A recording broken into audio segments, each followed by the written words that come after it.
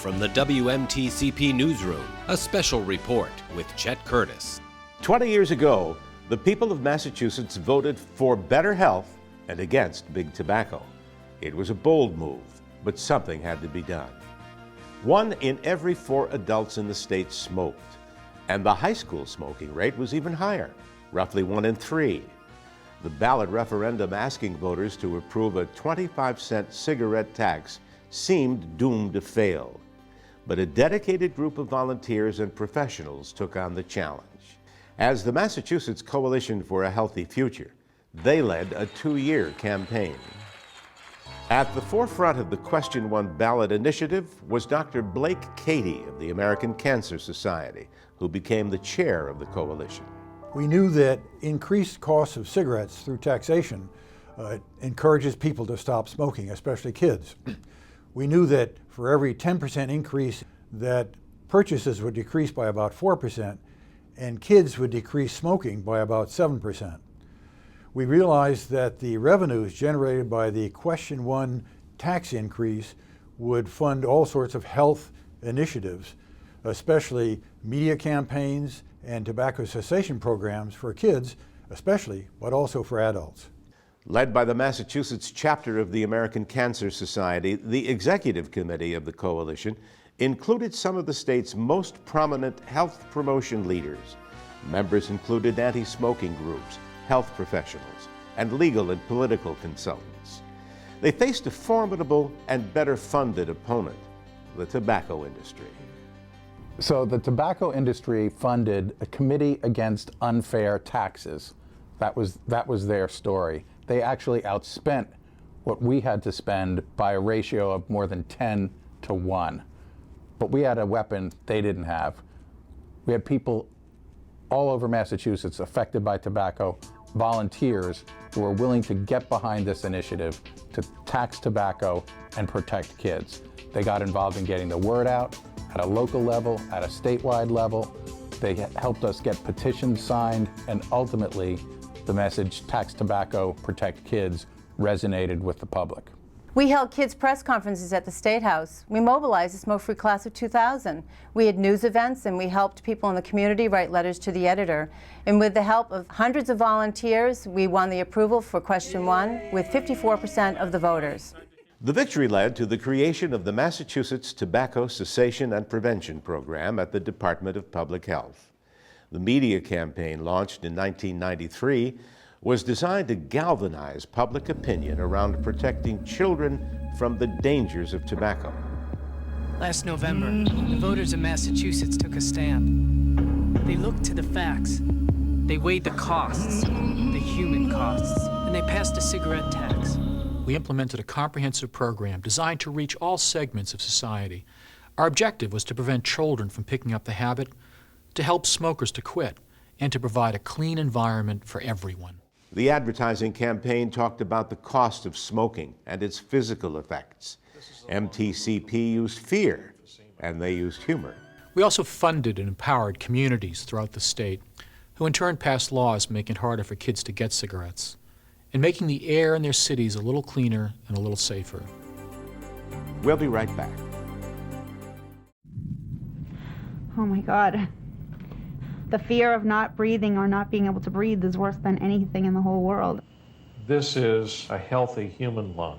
My chest gets tight, my heart starts to beat really fast. This is a lung removed from a patient who had emphysema. I can't think, I try to calm myself down. This is full of carbon from smoking. And I start to hyperventilate and I'm getting no air. There's nothing that's scarier. You know, I had always tried to get Marie to quit smoking, and she was hooked. There's no doubt about it. She was addicted to cigarettes. And it's probably the worst night of my life, especially after they came out and told me that she had 20 lesions on her brain that had spread from the lung cancer. Then I fell apart. I cried.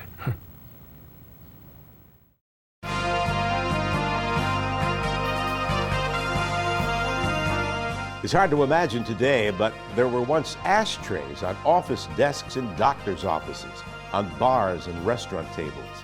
But as local tobacco control programs educated their communities about the harms of secondhand smoke, cities and towns started to pass workplace smoking bans.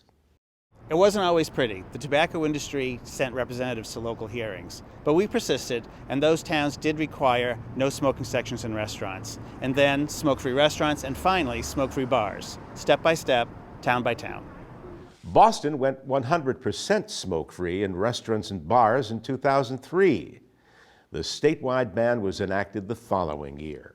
The law had a positive effect on smokers. Many people were motivated to try to quit. It takes most people many tries to quit for good. Fortunately, there's help. First of all, I think you have to have a reason to quit. You have to be motivated. Whether it's physical reason, whether it's an emotional reason, there's got to be a trigger to get you going. And I think you have to, if you don't quit the first time, you've got to keep trying. I made many attempts to quit. I'd say almost all of them were very half-hearted. But in July of 2009, I was at my sister's house and I had a stroke. And my boy was there. And he was crying. He was crying like I hadn't seen him cry. And then I turned back to the medical team and said, whatever you gotta do. So that I didn't have to see that look on that little boy's face again. Quitting can be hard, but there are ways to make it easier. Using quit smoking medicines and counseling together can make a smoker 3 times as likely to quit for good. The cost of quit smoking medications and counseling can be a barrier to some people. That's why, as part of Massachusetts healthcare reform, MassHealth started a comprehensive tobacco cessation benefit. In less than 3 years, the smoking rate among MassHealth members dropped dramatically. That's important because the Commonwealth saves $3 in healthcare costs for every $1 spent on the cessation benefit. And I'm happy to report that the Commonwealth Care Program is also offering a comprehensive smoking cessation program to its members. Coming up, what's it like to grow up in the smoke-free generation? We'll find out when we return. It was my COPD diagnosis. I most likely would be walking around with an oxygen tank. It was messages from my children. I finally came to believe that I could die. It wasn't enough for me to quit for the people that love me. I had to quit because I love myself.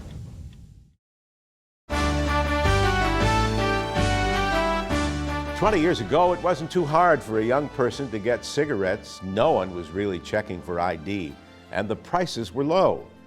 The tobacco industry was blatant in its marketing to kids, even using a cartoon character, Joe Camel. Question One sought to change all that. Young people were being targeted by the tobacco industry, and they didn't like it. They stood up and spoke out.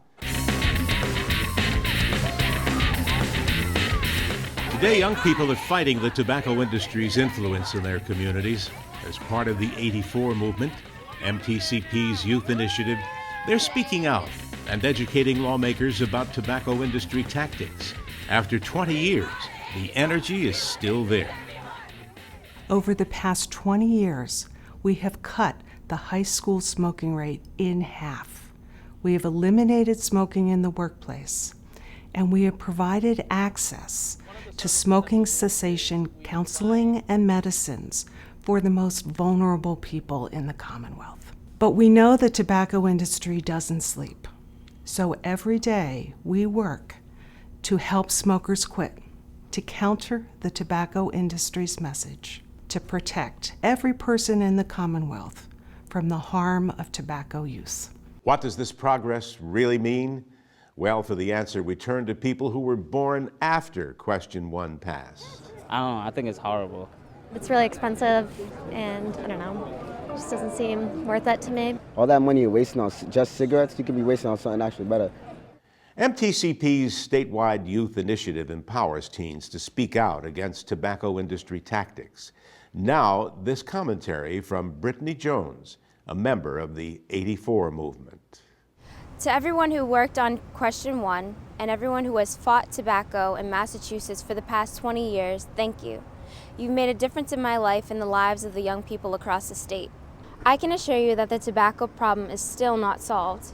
We see new, cheap, flashy tobacco products everywhere we go, and our friends are starting to try them. Our friends and parents are still struggling to quit smoking. The tobacco industry is still out there targeting us, but we're right here fighting them.